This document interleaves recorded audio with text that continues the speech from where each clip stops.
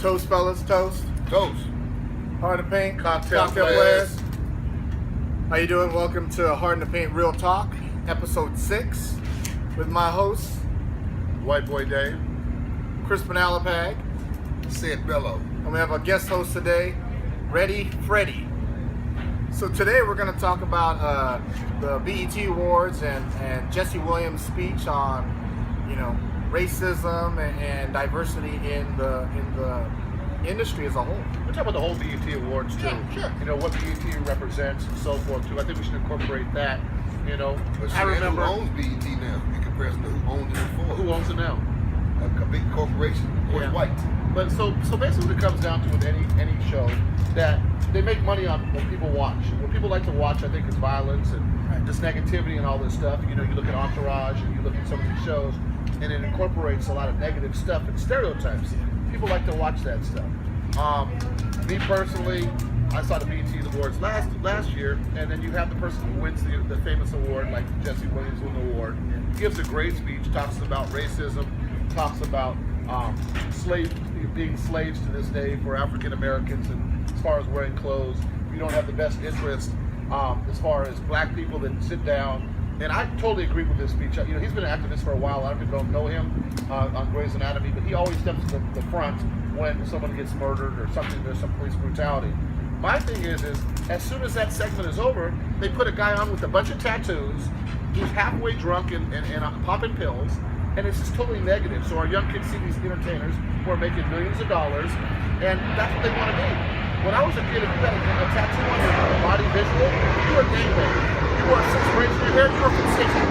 You had red shoestrings, you wore blood.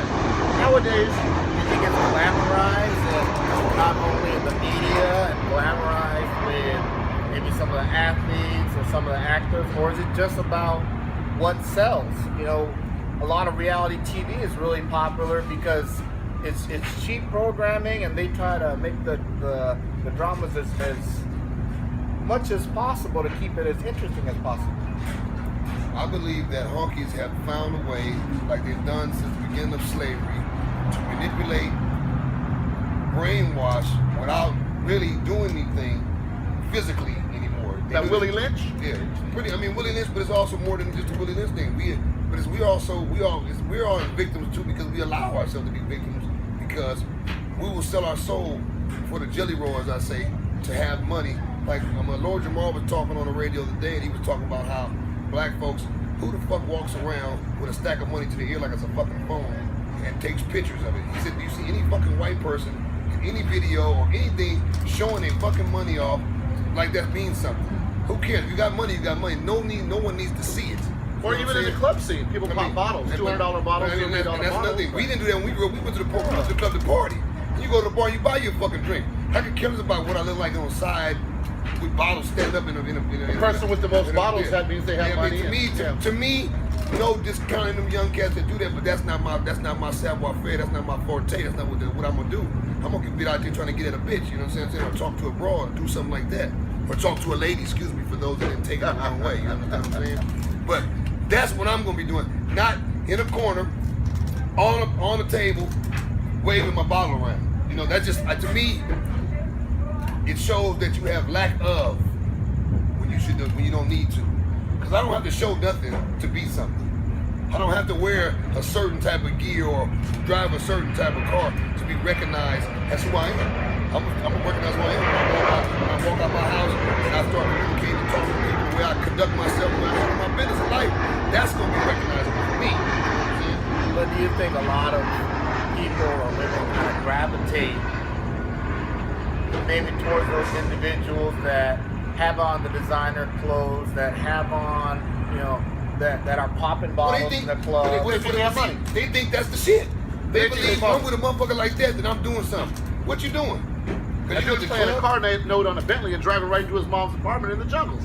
You know what I'm saying? They have it mixed up. Instead of owning their own property and actually having money on a $500,000 house, which they could probably do if they stack it up. But that's what I'm talking about. So that's the bingo. That's what I'm gonna say. So that's the thing that makes me distraught when you talk about this shit, is because we talk about save black lives. Like I'm gonna use that as an example, save black lives, but yet we kill our own self. We killing us. And how many people go out picking when it is gang violence? How many people go out and picket when you see gang violence get gunned down the streets? We want to be mad at, no one does.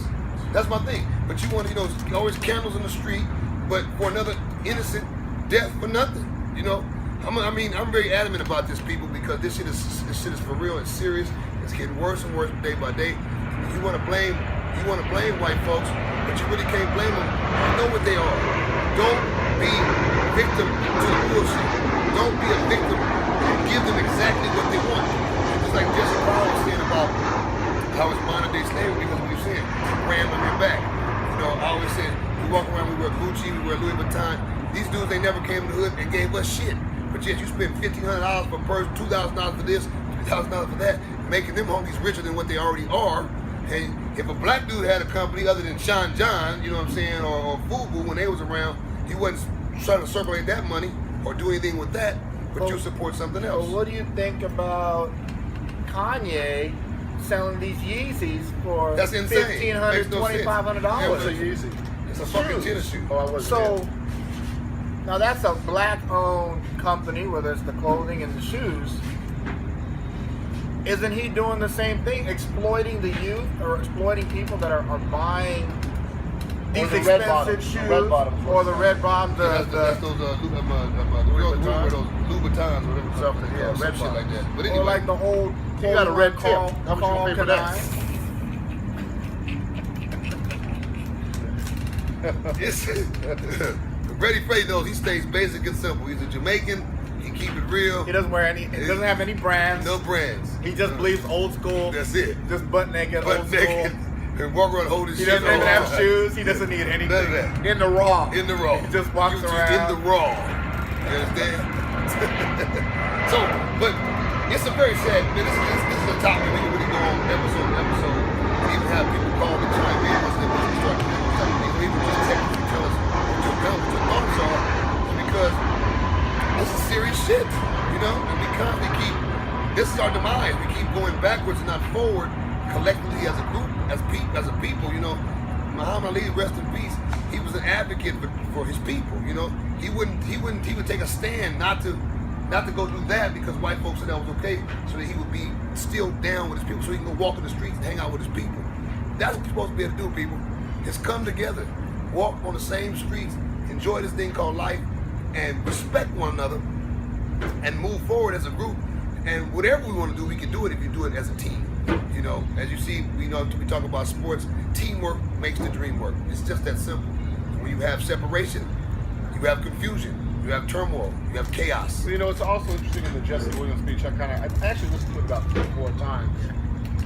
I saw it on YouTube. It was brought to my attention because I've seen him as an actor, but I haven't really noticed that's what he did. I started doing a little research. He actually spoke about the police department and how they might not kill a white person who has a firearm and unarmed, unarm them, but a black person, because they don't respect life, going back to the gang violence, they don't respect their own lives. But even further, as far as volunteering and doing stuff, people would rather be at a beach party than actually giving back to the community and feeding the homeless, or raising money for sickle cell, or doing something, a random act of kindness, because that's what's intrinsically valued to them. It's all about priorities. What's my priority? And we're talking about 40-year-old people. We're not talking about 21-year-old people. We're talking about 45-year-old people that would rather cocktail and do this and get back. Unfortunately, that's the way our society is set up. There are a select few who actually go out and do what they gotta do, and they do their own stuff. But I've noticed that even more. As I got older, I haven't always lived my life right. I was right there. I cocktail and I have a good time. But I think you gotta set your priorities straight on what you want to give back, how much you love, how many times you talk to your OG, how many times have you talked to a youngster about where you've learned, about what prison life is about when you've done 20 years for life. So, what I'm saying, how much have you really learned? What I'm saying? And are you giving back? I think that's what it comes back to. Educate these young people. Well, I believe he gave a great speech and definitely opened the eyes to a lot of different people to just a lot of the current issues at hand. And he really might be out of a job talking about what he talked about. It's still something that as a society we're still trying to deal with, and we always want to try to move in a positive direction and try to move forward, because I believe, all people are beautiful. And so, you're going to have good people and bad people, but I really believe, on the good side of a lot of people. And so I like to look at the cup half full as opposed to half empty. But, we live in a crazy society, and so, I think we all just try to do the best that we can. Like entertainers, I'm gonna give them an example. If you were a ball player, say if every ball player was to do this and just stay with it, don't stick with it. The motherfuckers so money hungry, and they gotta have. If every ball player, every football player, basketball player, baseball player, just said fuck it, I'm not showing for work. No one did it. No one did it.